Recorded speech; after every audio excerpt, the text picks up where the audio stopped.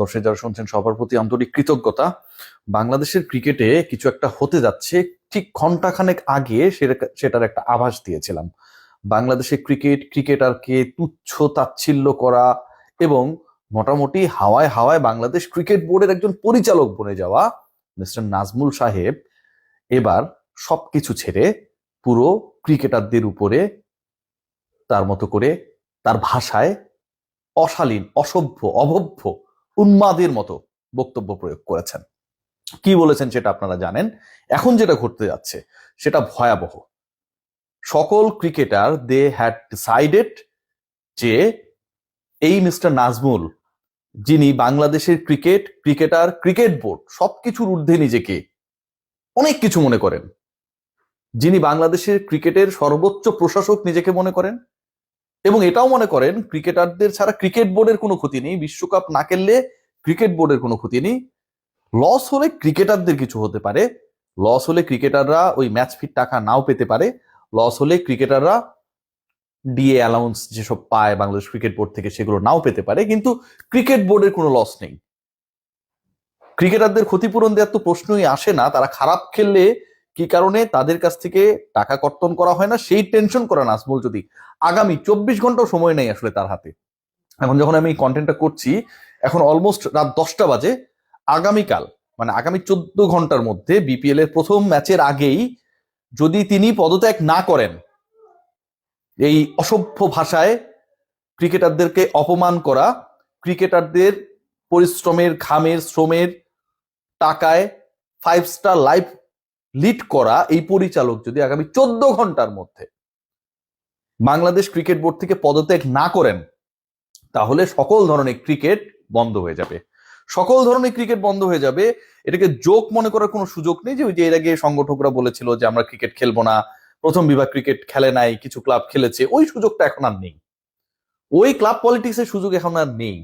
সকল ধরনের ক্রিকেট বন্ধ হয়ে যাবে, মানে ক্রিকেটাররা, সকল ধরনের ক্রিকেটার কোনো ধরনের কোনো ক্রিকেট টুর্নামেন্টে কেউ চাক আর না চাক অংশগ্রহণ করবে না যদি আগামীকাল বিপিএল এর প্রথম ম্যাচের আগে এই অসভ্য মিস্টার নাজমুল, আমি আসলে আমার কোনো ভাষা নেই তাকে ব্যাখ্যা করার জন্য, বর্ণনা করার জন্য, অভিভাবকের জায়গা থেকে সেই ক্রিকেটারকে যখন অপমানজনক শব্দ ব্যবহার করা হয়, অভিভাবকের জায়গা থেকে যখন তিনি এটাও জানেন না যে বাংলাদেশ অনূর্ধ্ব 19 বিশ্বকাপ চ্যাম্পিয়ন 2019 সালে হয়েছিল, করোনায় আক্রান্ত হয়ে হয়তো তার স্মৃতিশক্তি সেই সময়টা লোপ পেয়েছিল, সেই ব্যক্তি যদি পদত্যাগ না করেন।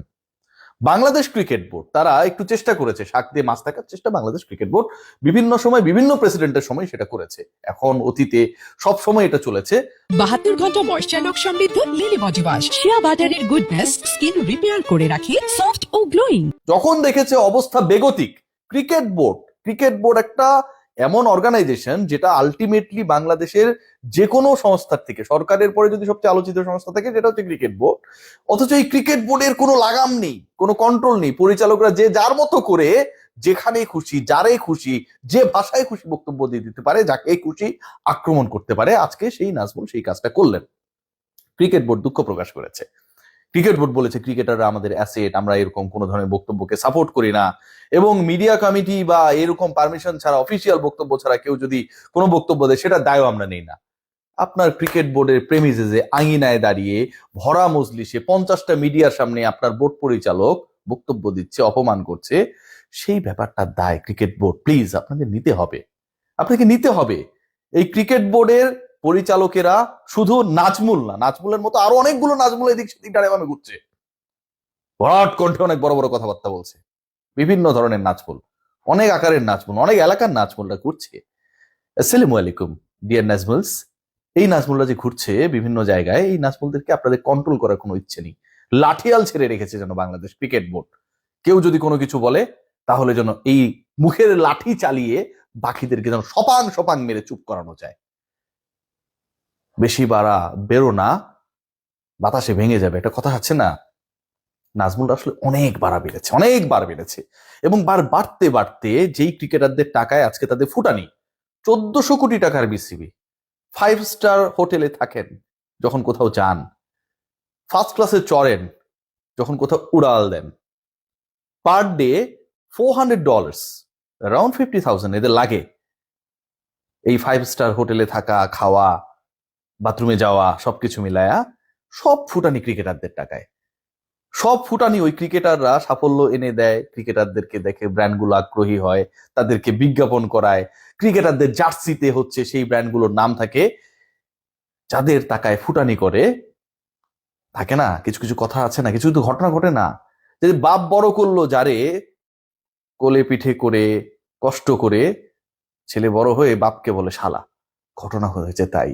নাজমুলরা যেই ক্রিকেটারদের জন্য ক্রিকেট বোর্ডে ছুটে এসেছেন, অন্য কোথাও কিন্তু তিনি যান নাই, ক্রিকেট বোর্ডের ডাইরেক্টর, ক্রিকেট বোর্ডের ডাইরেক্টর, সেই ক্রিকেট বোর্ডে তিনি ডাইরেক্টর হয়েছেন যাদের জন্য, এই ক্রিকেট বোর্ড এত মহিমান্বিত যাদের জন্য, সেই তাদেরকে অপমান করার জন্য তার এক মুখেও একবারের জন্য বাধে নাই।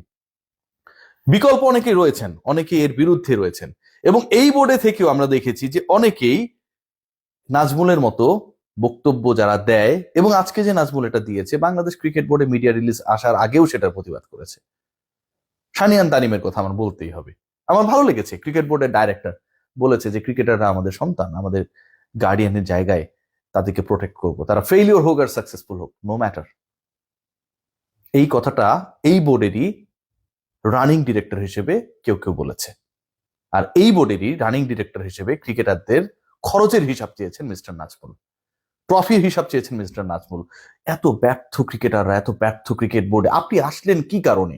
আপনার মতো সফল মানুষ এখানটায় কি করতে এসেছে? ইনসাল্ট করতে এসেছে?